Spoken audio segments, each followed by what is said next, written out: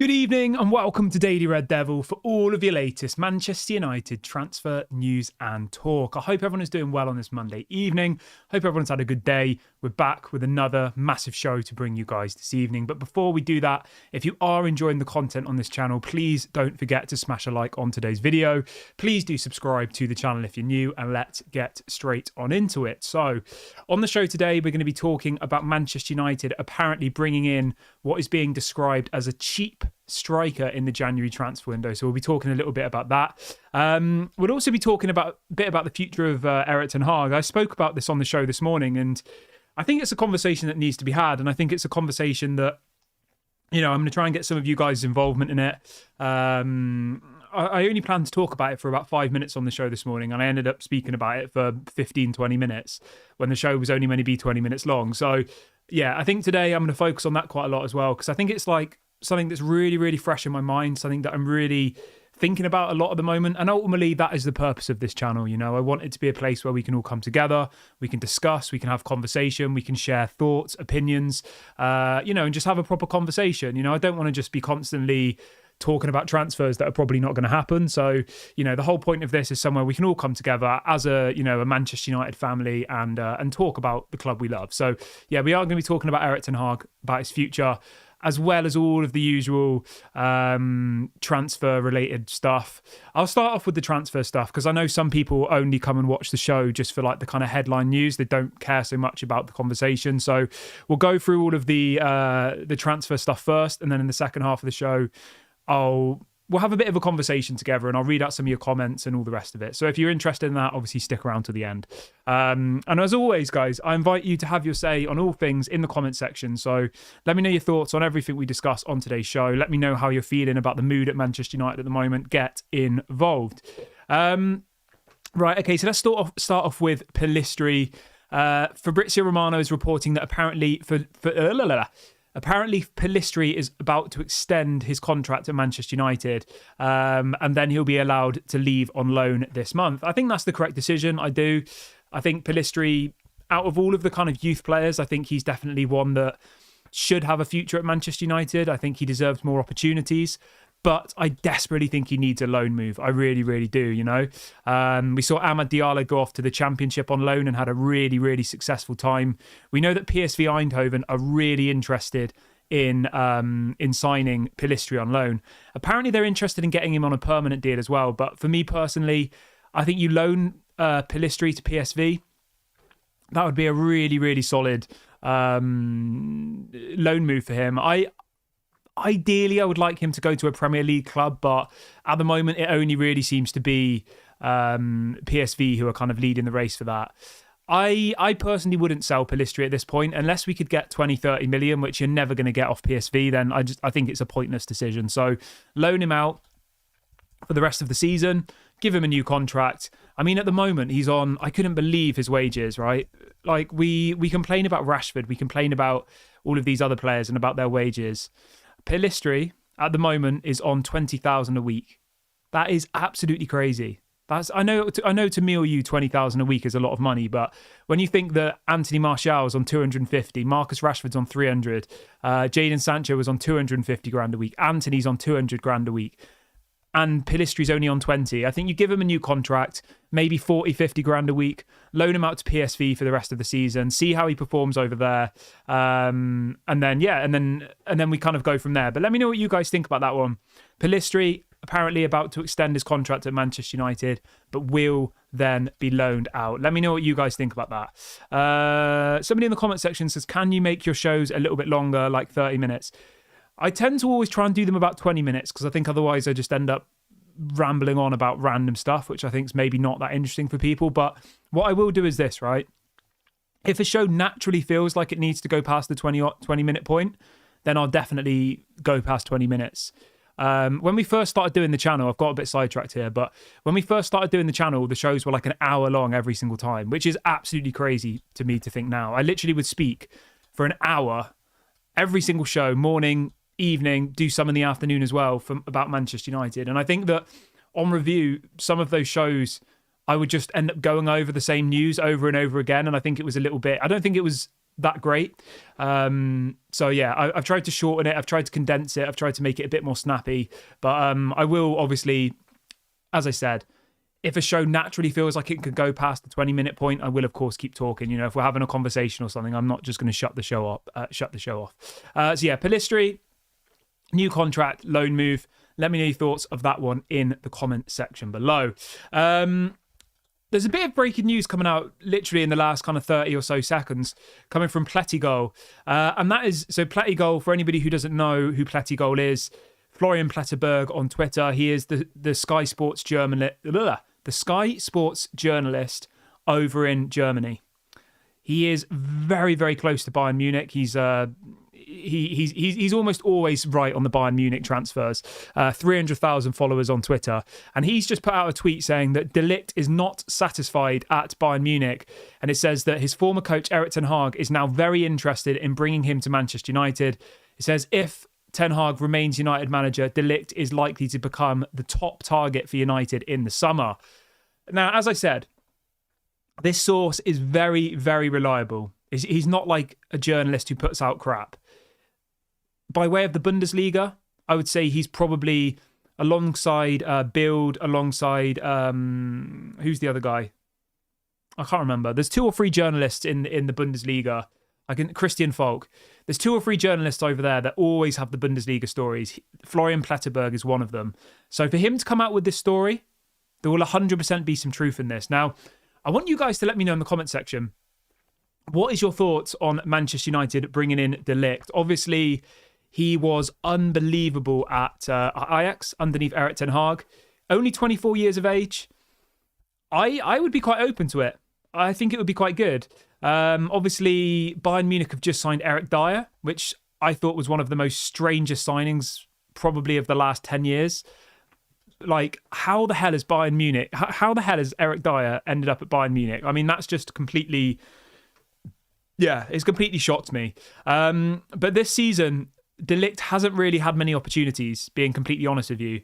He has only played 366 minutes so far in the Bundesliga, which is about the equivalent of maybe four games total. And I mean, he's a centre-back. You know, you don't substitute your centre-back at half-time, do you? So most centre-backs will play the majority of the game, and he's only played, about 4 games this season. Now, people will say, well, if he's not good enough for Bayern Munich, then he's not good enough for us. I think, let's be completely honest with ourselves here.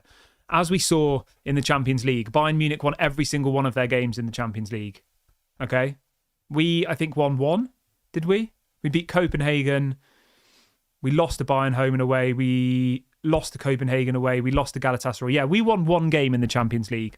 Bayern Munich won every single game. So, for people saying, we don't want a Bayern Munich reject. I mean, to be honest, at this point, I would take a Bayern Munich reject because our club is so bad. And when you look at the options they've got, right? They've got De Ligt. They've got Upamecano. They've got Kim Min-jae. They've now just signed Eric Dyer. And they've got that Buchmann guy. They've got 5 or 6 centre-backs. And I think that probably every single one of their centre-backs, apart from Eric Dyer, would get in our starting 11. So, I don't want to dismiss this one. But I want you guys to let me know in the comment section thoughts on De Ligt to Manchester United. Yes or no?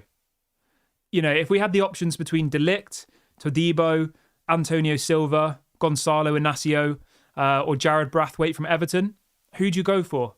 Let me know in the comment section. My main issue with De Ligt, which I think may be an issue in the Premier League, is that he's slow. That's the big problem for me. He's a good defender, but he's slow. He's not as slow as Maguire, but he is definitely slow. And I think that would be a problem at Manchester United in the Premier League. So for me, for that reason, I would say no to De Ligt.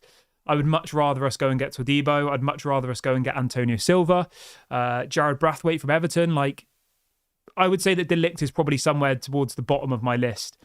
And again, this is another example of Erik ten Hag trying to bring in people who he's had before at the club, obviously at Ajax, trying to bring in, people that he knows are going to be on his side. And I get that, he's trying to make a team, but I'm just not convinced that what works in the Dutch league works in the Premier League. We saw that with Antony. It hasn't worked.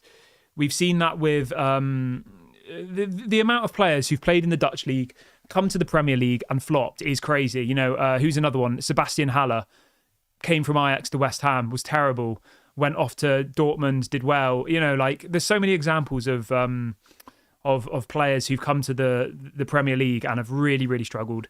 So yeah, unless we were going to play like a back five, then I think De Ligt would be good. You know, if you had three centre-backs, maybe you had De Ligt, Varane and Martinez as your three centre-backs. I think that could work, but I don't really want to play a back five at Man United, to be honest. Like, yeah, I like the 4-3-3. That's my preferred formation. Obviously, Erik ten Hag plays the 4-2-3-1, but yeah, I don't really want to see us go to a back five. And I think that the only way in which De Ligt could work in the Premier League is if you played a back five, because you need three centre-backs.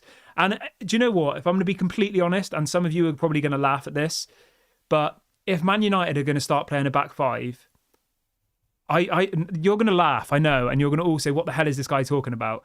But if we were to start playing a back five, I genuinely would keep Harry Maguire. Because Harry Maguire, in a back five for England, has been one of the best centre-backs at international level over the last 2 or 3 years. He was in the team of the tournament at the Euros, and that was obviously playing in a back five for England. So for me, why would you get rid of Harry Maguire to then bring in somebody equally as slow or around the same kind of speed as with De Ligt, you know? It doesn't really add up to me. So unless you're going to completely change your style of play, I don't think De Ligt works. And I would definitely steer away from that. But let me know what you guys think. Let's have a look. Somebody in the chat says he's another Maguire to Debo is a better option. Fred says the tortoise, please no. Fair enough. Bjorn says De Ligt and Martinez. I don't hate it. The thing is, on paper, it sounds all right. I just think that I just think he's too slow, personally, if you're playing a back four. If you're playing a back five, it would work. Map says, no, please get rid of Maguire. The point I was making there, mate, was that if Man United were going to bring in someone like De Ligt, you may as well just keep Maguire, because for me, I don't think De Ligt is that much better than Maguire. I think he works in a back five, but I think otherwise he's not that good, personally. Bjorn says Ten Hag should switch to a back three and play on the counter months ago. That's the one thing this squad is able to do, mate. We're going to talk about that in a minute. I'll come back to that comment in a minute, because, as I said, in the second half of the show, we are going to be talking and focusing on Erik ten Hag. So yeah, repost that comment in a minute so I don't forget. Everybody who's just joined, please smash a like on the video. We're going to try and hit 200 likes on today's video. Doesn't cost any money. Really, really helps the channel. So do it. Give a quick like. If everybody likes it now, we'll hit our target. So go and give it a like. And if this is your first time watching, make sure to subscribe as well.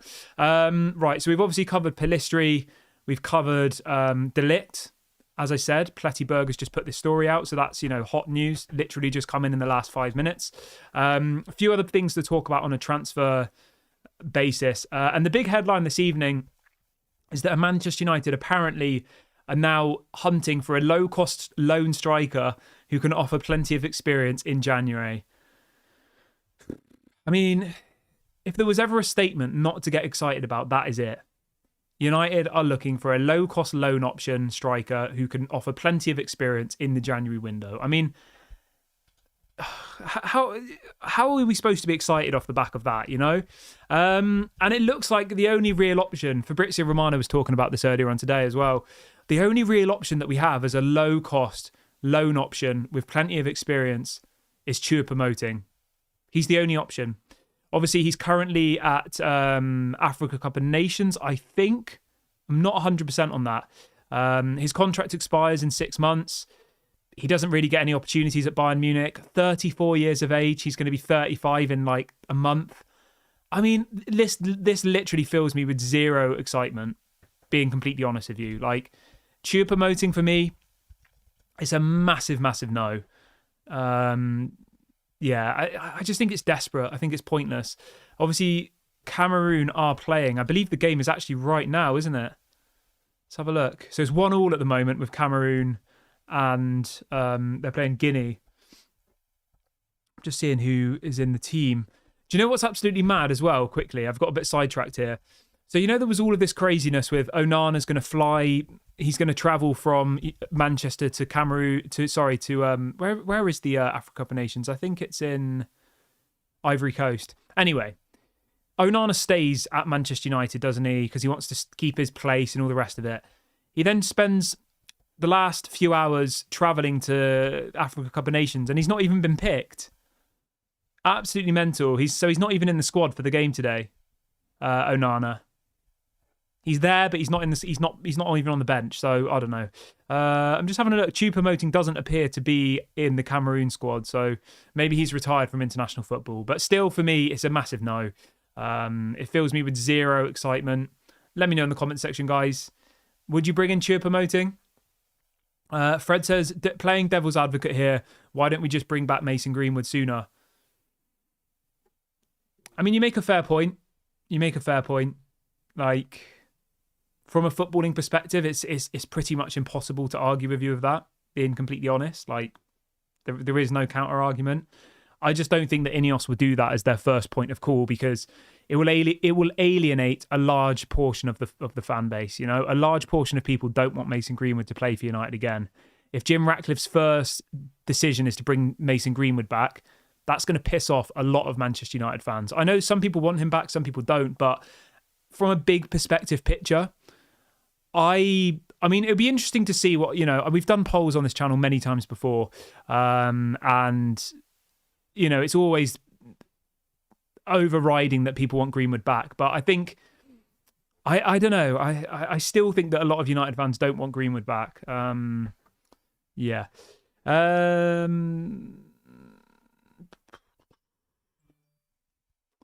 Maup says, why would Greenwood even want to join this club? Well, he doesn't really have a choice, does he, if they want him back, because we pay his wages. So, yeah, I don't think Mason Greenwood has a choice if United were to reclaim him from his loan. But yeah, I don't think Greenwood will come back personally. I don't think he'll ever come back. But that's a conversation for another day. Right, let's crack on with the rest of the show. Few more bits to talk about, and then we will be talking a bit about Erik ten Hag, which I know is a hot topic at the moment. It's a conversation that everybody wants to talk about. So yeah, let's finish off the transfer related news. Obviously, Hannibal has moved to Sevilla. That's been confirmed. It's a loan with an option to buy for 20 million euros in the summer, and Manchester United then have a buyback clause of 35 million euros. So if Sevilla want him, they can buy him for 20 million euros in the summer.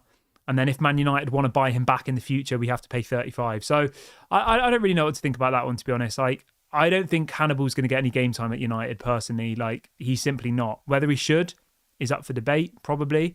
But, yeah. Let me know what you guys think about the Hannibal deal. Do you think it was good business? Are you disappointed? Let me know your thoughts. For me, I think, you know, he was never going to get any game time, so you can't really argue with that. It's not like, yeah, I mean, you could argue it. You could say he should be playing over McTominay. He's better than Eriksen probably now these days. Like, I would probably agree with all of that, but for whatever reason, Erik ten Hag doesn't want to pick him and would prefer to play, you know, a 33-year-old and Christian Eriksen as the CDM, which is just beyond my level of understanding, like why that would ever be a good idea. But again, we'll talk about Erik ten Hag in a minute. So yeah, there's a couple final bits to get through really, really quickly. The headline this evening is that apparently West Ham, Fenerbahce and Inter Milan are all trying to sign Anthony Martial in the January transfer window. But Fabrizio Romano has actually come out saying that ultimately the reason why Martial will probably stay is that because he's not impressed by the clubs that are interested in him. He ultimately thinks he's better than what's on offer. He thinks he's better than Fenerbahce. He thinks he's better than West Ham. He thinks he can go to a bigger club. And he thinks that in the summer, because he'll be a free agent and will be available for nothing, that, you know, a big club will come in for him. I don't really see it personally, but, I mean, who knows? You never know in football, do you? You know, does someone like an Atletico Madrid or... I don't know. I honestly don't know. I really don't know. But it looks like Anthony Martial is going to stay at United unless an absolute craziness happens and he, you know, changes his mind. But at the moment, West Ham, Fenerbahce and Inter Milan are apparently not good enough for him, which is, I think, a little bit embarrassing personally. But yeah. Irvin says, Kieran, what do you think about Rashford's new goal celebration? I think it's embarrassing, mate. I do. For him to be pretty much telling the United fans to shut up, I think it's embarrassing. I do. I think that was the first goal he scored since like March last year at home in the Premier League. And he's telling the United fans to stop talking. I mean, I think it's embarrassing. It was one goal. Absolutely embarrassing. But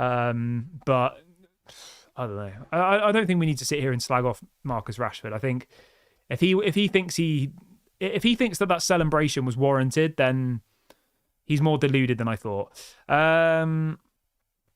Let's see what else people are saying. Somebody in the chat saying that apparently West Ham are trying to sign Santiago Jimenez, who I know is a player that a lot of people on this channel really, really like, for 30 to 40 million. Yeah, I mean, he'd be a really good signing, that Santiago Jimenez, but for whatever reason, Erik ten Hag's obsessed with the Serie A, with the Eredivisie, but for whatever reason, he doesn't want to sign Santiago Jimenez. I mean, I don't understand it, right? He brings in all of these players from the Dutch league, and you've got a player in the Dutch league who scored 19 goals and got 4 assists in 17 games, was available for 20 million euros in the summer release clause. And instead of going to get him, I mean, I like Rasmus Højlund, so I'm not going to say instead we got Rasmus Højlund, but it just doesn't really add up to me, you know? You've got this guy who's completely outperforming for, you know, he's literally tearing up the Eredivisie, Santiago Jimenez, and for whatever reason, United aren't trying to sign him. It's strange. I don't get it. Maup says Rashford needs to leave and go to PSG. Yeah, mate, to be honest, if PSG came and offered us 80 to 100 million for Rashford, I would sell him in a heartbeat. It upsets me to say it, but I think we have to now. We need to rebuild. We need 10 players probably, if not more.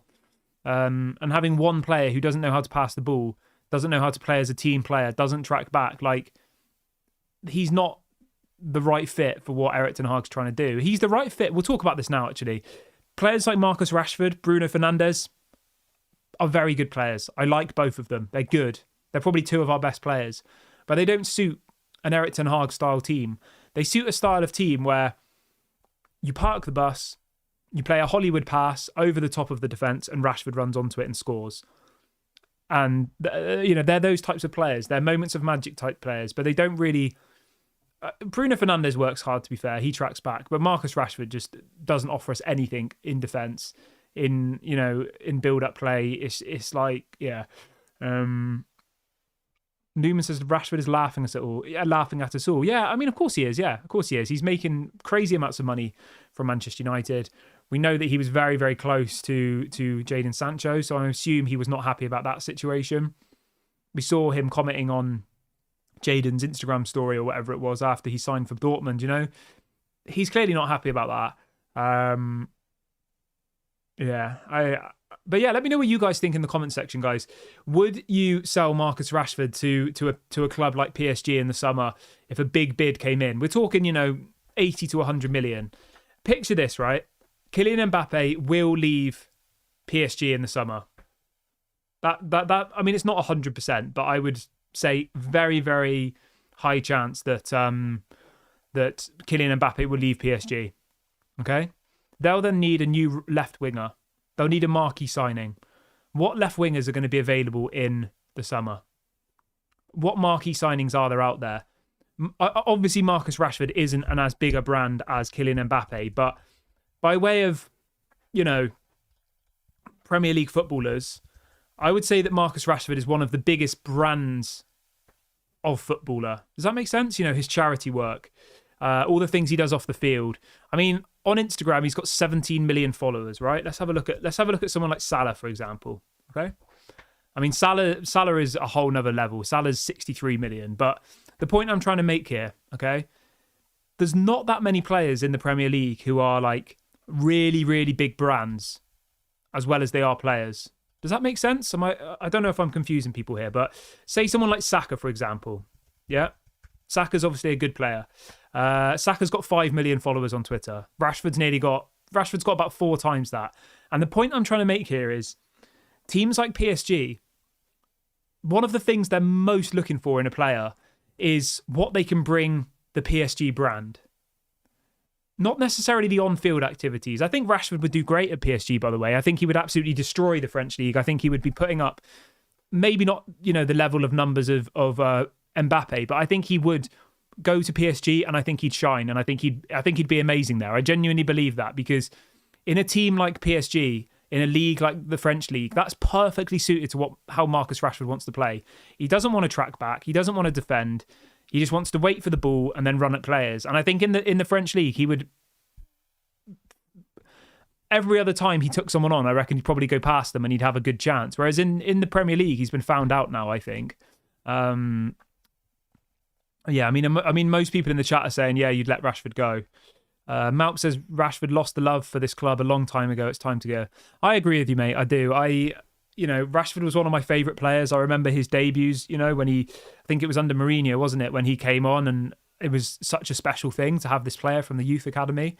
But I just don't have the attachment to him anymore whatsoever. And that's a sad thing, The only players in this squad that I really have an attachment to these days is like Martinez, Garnacho, Kobe Mainoo, and probably Rasmus Højlund. And that's genuinely probably it at the moment. Something around that. Right, let's talk a little bit about Erik ten Hag really, really quickly. Now, I did a video this morning and I had quite a lot of mixed reaction. People saying that I was talking rubbish, people saying that, and all the rest of it. But what I wanted to talk to you guys about is that I still believe that with this current set of players, we haven't seen a style of football, or we haven't seen patterns of play, really, since Van Gaal. Think about it. Mourinho, park the bus, hit on the counter-attack. I know that's a style of play, but what my point here is it's not a style of play that United want to do. That's the point I'm trying to make here. Van Gaal, you could see with Van Gaal what he was trying to do. Mourinho, park the bus, got results, hit on the counter-attack. Okay. Ole Gunnar Solskjaer comes in, parks the bus, hits on the counter-attack, moments of magic. Okay. Ralf Rangnick comes in, the inventor of the Gegenpress. And, Jurgen Klopp literally got his style of football off Ralf Rangnick. That's a fact. He comes in. I know he was only here for 6 months, but he tried to implement that. After one game, he said, I can't play that style of football with these players. It's not going to work. We need open heart surgery. With this set of players, that pressing style of football, 60, 70% possession, dominating the teams, it's not going to work.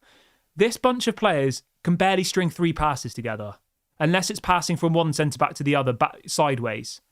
You can go and watch the last 10 games and tell me how many times in the last 10 games we played more than 10 passes in a thing. Like yesterday, we probably played... I don't even know. The amount of times we got the ball and we gave it straight back to Tottenham, it was crazy. And that's not just a coincidence. You can't tell me that for the last 10 years, it's the manager's fault. It's the manager's fault. It's the manager's fault. You look through the spine of our team yesterday. You've got Dalot, who's been here for years. You've got Varane, who's been here since Ole. You've got Johnny Evans, who should never have been signed in the first place. You've got Wan-Bissaka, who's been here for years. You've got Eriksen playing as CDM. Shouldn't be anywhere near a CDM position at his age in the Premier League. Maybe in the Serie A, but not in the Premier League. And he's not even a CDM either. You've got Garnacho, who's exciting. I'm not going to say a bad word about him. I like him. He's 18 years of age. He's got a lot to learn. Rashford's been here for years. Doesn't obviously complement this possession-based dominating style of football, because he gets the ball and either tries to run at them or shoot or loses the ball. That's all he does. I think Bruno is the kind of one that I'm a little bit 50-50 on. I think he tries the Hollywood pass every single time. He gives the ball away so much. The amount of times he gives away the possession is so frustrating. And I think he really, really does struggle inside what's supposed to be a possession-based team. But he is obviously our best player, so it's hard to criticise him. And Rasmus Højlund, I think, again, it's hard to criticise him because he's only just joined. And I think he can be kind of moulded into whatever we want. But the point I'm trying to make here is, I've come to this realisation now that what we want from Erik ten Hag, or what we expected from Erik ten Hag, we're not going to get with this set of players. And people will say, oh, he bought Mason Mount. I mean, Mason Mount's been injured for 3 months. People will say, oh, he bought Martinez. Martinez has been injured for 3 months, and he could play that style of football. We're talking specifically about the team of players that we've had out on that pitch for the last 5 or 6 games. Yes, Anthony was a bad signing. Yes, we didn't need Onana, and it was probably a waste of money. I'll accept that. But you can't sit here and honestly tell me that this set of players that we've got at the moment can play the style of football that we're all hoping and wanting to see. Now, what I will say, and where I will criticise Erik ten Hag is, right? He came into this job, he went to that job interview with the Glazers and with John Murtough and Richard Arnold, and he apparently convinced them. He dazzled them. They left the room amazed by his presence. Obviously, at the time, it was Mauricio Pochettino versus Ten Hag for the United job. And apparently Ten Hag blew them away. And the thing that everybody said after that meeting was that apparently, he said he'd get the best out of these players. He'd get the best out of Rashford, blah, blah, blah. So I will criticise Erik Ten Hag in that sense because he's gone into that meeting at the beginning, okay? And maybe this shows his lack of experience, I think, as a manager, right? Some managers would have gone into that meeting and said, I agree with Ralf Rangnick. I want this job, but you're going to need to get rid of 10 or 15 players in order for me to play the style of football that I want to play. That's what Erik Ten Hag should have said. Whereas I think Erik Ten Hag went into that meeting and made false promises, or promises he thought he could make. He underestimated the Premier League and he said, oh yeah, no problem, I can come in and I can implement my style of play with this set of players. Buy me Antony and Casemiro in my first summer and I'll be fine. And I think he massively underestimated the job he had here. That's where I'll criticise Erik Ten Hag, okay? And people make mistakes. But the point I'm trying to make here is, I just honestly think that with this set of players, we're never going to see this style of football that Erik Ten Hag is known for, ever. And I know that's negative. I know people are going to say, oh, well, Ange Postecoglou did it. It's completely different. It's a different set of players. It's a different team. They've got different characteristics. That's my truth in the matter. But obviously, let me know what you guys think in the comment section. Let me know your thoughts. How does the future look for Man United? For me personally, that game yesterday it just summed it up. All we can do is park the bus, hope for the best, counter-attack, moments of magic. That's all we can do. That's the reality. And I think you either in the summer, you have a tough decision to make. Either you stick with Erik Ten Hag and from that playing squad yesterday, get rid of 60-70% of the people who played yesterday. Johnny Evans, Christian Eriksen, Rashford probably. I mean, Bruno, if you want to play possession-based football, doesn't suit that style of football. Now, I'm not saying Bruno isn't a good player before people come at me. Bruno is our best player, but he doesn't suit possession-based football because he doesn't know how to retain the ball. Now, people will say to me, oh, well, Erik Ten Hag should be able to teach him at the age of, 30? These people have been playing football. He's 29, Bruno. He'll be 30 this year. It's not like he's a 16, 17-year-old, right? And he can mould him into whatever type of player he wants. They bought Bruno Fernandes to play in a certain type of way. They knew what he played like when he was at Sporting Lisbon. At the age of 30, you can't just say to a player, I don't want you to do any of the things you're good at anymore. I want you to get the ball and just pass it sideways every single time. He's simply not going to do that. So I think it's easy for people to say, oh, well, Erik Ten Hag's job is to make them like Pep Guardiola. Look at Pep Guardiola's Man City side, right? How many players did he have to sign to get him to that position? He bought 4 different goalkeepers before he was happy. He bought 4 different right backs before he was happy. And that just summarises this whole argument for me. Pep Guardiola, the greatest manager at the moment, the best manager in the world, without a shadow of a doubt. And he still has to spend hundreds and hundreds of millions of pounds on one position. Get one player in. No, don't like him. Get rid of him. Get another player in. No, I don't like him. Get rid of him. If it was as simple as, oh, well, Erik Ten Hag should turn Johnny Evans into prime Van Dijk. Oh, Christian Eriksen at the age of 33, Erik Ten Hag should make him into, the same ability as Rodri. Just listen to it for a second. That isn't how football works. Yes, you can see gradual improvements in players. We saw that in Rashford last year. We've seen that in maybe Wan-Bissaka, Dalot. We have seen some improvements in some of these players. But you can't just suddenly turn Eriksen into prime Rodri and then be angry with Erik Ten Hag because, oh, well, it's the manager's job. Why is Erik Ten Hag not turned Eriksen, who's never played as a CDM in his career, into prime Rodri? That's just not how football works. Oh, why has he not turned Johnny Evans into Van Dijk or into a he can't work magic. Caesar says, Kieran, by now, even if distorted, a style of play should be evident. What are your thoughts of United without him? We do have a style of play. Our best style of play is parking the bus and counter-attacking. That's it. That's our style of play. That's what this set of players can play like. Erik Ten Hag realised that last season after the Brentford game. He realised that over a year ago, or 18 months ago, Erik ten Hag realised that he couldn't play the style of play he wanted to play. Okay? And yes, he's brought in some people. Yes, he's brought in Onana. He's brought in Martinez. He's brought in some signings. But at the moment, because of injuries, as I said, if you look through the squad that started the game yesterday, I think only 3 of those players were Erik ten Hag signings. Onana, Rasmus Højlund, Christian Eriksen as a free agent, and Johnny Evans as a free agent. Go and look at the Man City side now versus when Pep Guardiola... I mean, that's not a great comparison, but look at the Man City side within a year of Pep Guardiola coming in. Look at the Arsenal side within a year of Arteta coming in. He got rid of all of the players Arteta did. Go and have a look. I'm not just making this up. And then you started to see Arteta's style of play. You cannot expect... you just simply can't. And again, people will say, oh, well, Tottenham do it. Tottenham are rubbish. Tottenham have no level of expectation. They haven't won a trophy, I don't think, in my lifetime, as far as I can remember. There is no pressure on the Tottenham manager. He could have finished 10th this season and no one would have even mentioned it. Tottenham is not Manchester United. It's a completely different kettle of fish. And let's be completely honest with you here, right? And I'm not even trying to be funny. At this point in time, I would rather have Tottenham's midfield, who started yesterday, than ours. I'm not slagging off Kobe Mainoo before people get upset. I genuinely would rather have Højbjerg, Bentancur and Skip over Eriksen and Mainoo as my midfield. Without a shadow of a doubt. Their midfield was better than ours yesterday. And that was their worst midfield. Does that not summarise it for you? Mainoo and Eriksen versus Højbjerg, who's a seasoned international, playing as a CDM his whole career. Bentancur, who is a very good player, if he hadn't have got injured a few years ago, could have been one of the best in that position. And obviously Skip is Skip, so that's not going, he's obviously not very good. But I genuinely would rather have their midfield than ours. So all of these people saying, oh, it's their B team, blah, blah, blah.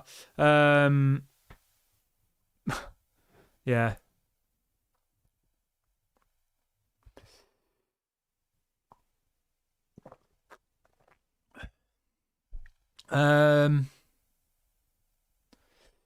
Irvin says, Kieran, under what circumstances would you keep Ten Hag as the manager and for how long?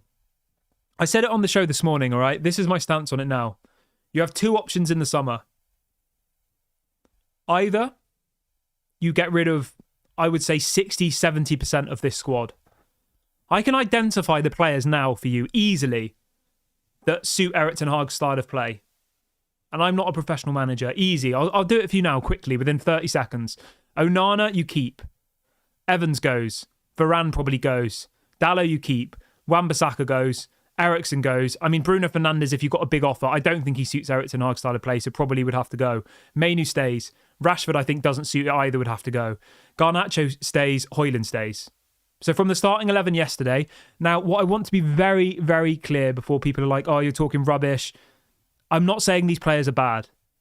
I'm just saying that if our philosophy for the next 10, 20, 30 years is that we want to be a side who play football like Jurgen Klopp does at Liverpool or Pep Guardiola does at Man City. We want to play this modern style of football that Erik ten Hag did at Ajax.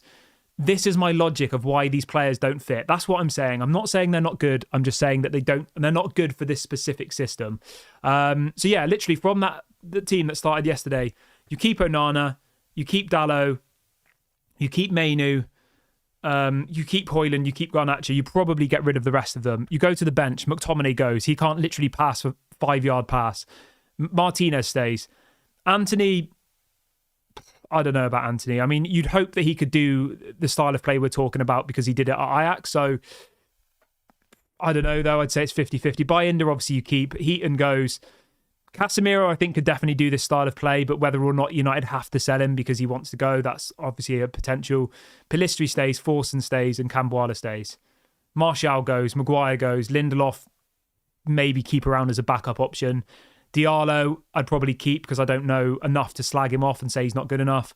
Mason Mount, you have to keep because you've just signed him, and Malacia, you probably keep. So from our whole squad, at the moment of 20-ish players, I would probably say genuinely, and this isn't even me trying to be funny or dramatic or get, reactions. If we want to stick with Erik ten Hag, maybe you do, maybe you don't, then genuinely, I think the only players who are really, really capable of playing his style of football are Onana.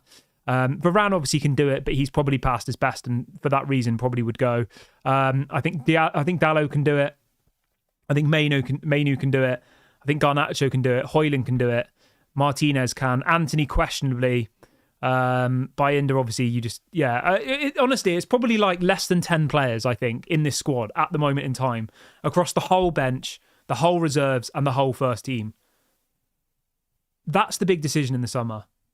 Do you completely clean house? You say we're sticking with Erik ten Hag, Martial's going, Maguire's going, Lindelof's going, McTominay's going, maybe Wan-Bissaka goes back to Palace, Varane goes to Saudi, Casemiro goes.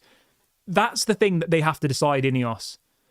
Do they do that, completely clean house and stick with Erik ten Hag and then reinvest all of that money from selling probably 10 plus players into, players that we know for a fact can play this modern style of football? Or do you say, no, Erik ten Hag's not good enough, you sack him, you bring in someone else? And then I just think the cycle just continues personally. That's my opinion, and that's why I stick with Erik ten Hag, because I've said to you guys many, many times before, I have no attachment to literally hardly any of these players anymore. Genuinely. I honestly would not even be the slightest bit disappointed if most of them left. So why are we sticking behind the players saying, oh no, it must be Erik ten Hag. Oh no, Erik ten Hag should be able to turn Eriksen into a Rodri at CDM. He should be that good as a manager to be able to do that. Oh, Johnny Evans should be... Oh, Erik ten Hag should be coaching Johnny Evans to be world class. I mean, what planet are we living on? We just need to smell the coffee and realise that either the cycle continues, you sack Erik ten Hag, you stick with the players, in a year's time we're back having this conversation, or you completely clean house, you stick with Erik ten Hag, but the massive but in this point is Erik ten Hag's not buying the players anymore. No more players for Erik ten Hag. Ineos say, we want to play possession-based, dominating football, which we know Erik ten Hag can do. We're going to sign the players, and Erik ten Hag can then coach them. That's what needs to happen for me. But obviously, that's just my opinion. People in the comment section will probably say you're talking rubbish, Rashford's world class and all of this stuff. But that is the situation. And you know what? I'm not going to blow my own trumpet. But if Ineos, Jim Ratcliffe and all of them aren't thinking like this at the moment, then I'm very, very worried. If they can't see what I see and what a lot of you see, then yeah. Bjorn says the squad being cleaned out, it will never happen. I mean, the thing is, mate, there is no reason why it can't happen. Arsenal did it. City do it. Bjorn says the cycle is, if they don't make top four, they fire the manager, they sign new players to do the same again, rinse, repeat. Exactly. That's what I'm saying, mate. We're 100% in agreement here. And it's either now or never. Richie says, Anthony, are you serious? He's diabolical. Mate, I do not think Anthony's a good player. The point I'm trying to make here is we need players who can play the style of football that Jurgen Klopp, Pep Guardiola and Erik ten Hag did at Ajax. Okay? Anthony played at Ajax. He played that style of football at Ajax in the team that got to the Champions League semi-final with Erik ten Hag. So, off my very basic understanding, Anthony should be able to play that style of football. Whether he's good or not is up to you. I don't think he's good. But he should be able to play the style of football that Erik ten Hag wants to play. One player in a squad of 11 who can play it and the other 10 can't, you're not going to suddenly play it because one person can. You need all of the people to be on the same tune. And at the moment, they're not. Anyway, I'm going to wrap the video up here, guys. As I said, I usually do videos for 20 minutes, and this has been for 45 minutes. So it's a topic I feel quite passionate about. As you can see, I've got my opinions. Let's see what else people are saying in the chat really, really quickly. Richie says, you are digging yourself a hole.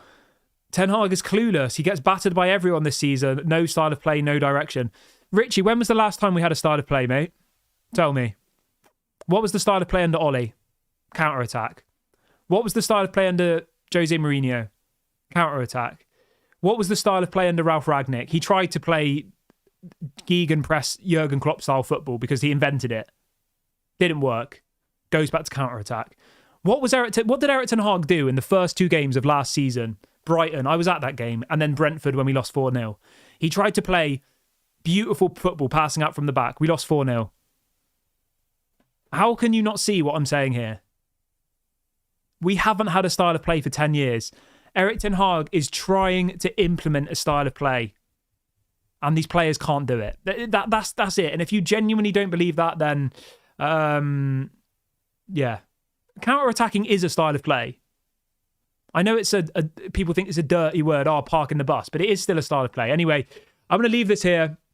Obviously, people are going to have differing opinions. There'll be people sat there today saying, sack Eric Ten Hag, bring in De Zerbi, we'll be winning the Champions League next season. That's fine. If you genuinely believe that, that's completely fine. I'm not a I told you so type person, but I would say I'm almost certain that if we do that, we'll be in the same position in 1, 2, 3 years' time, 100%. And if not, I'll happily admit I was wrong. But the fact that every manager since Sir Alex Ferguson has struggled to implement a style of play, apart from Van Gaal. Van Gaal was the only one. He was the only one who had patterns of play. Anyway, guys, I'm going to leave the video there. It's been 45 minutes. Please do make sure to like the video before you go. Let's try and see 200 likes on today's video. Please do subscribe. I will be back tomorrow at 11 a.m. UK time, so make sure you join me for that. Have a good evening, everybody. Make sure to get in the comment section.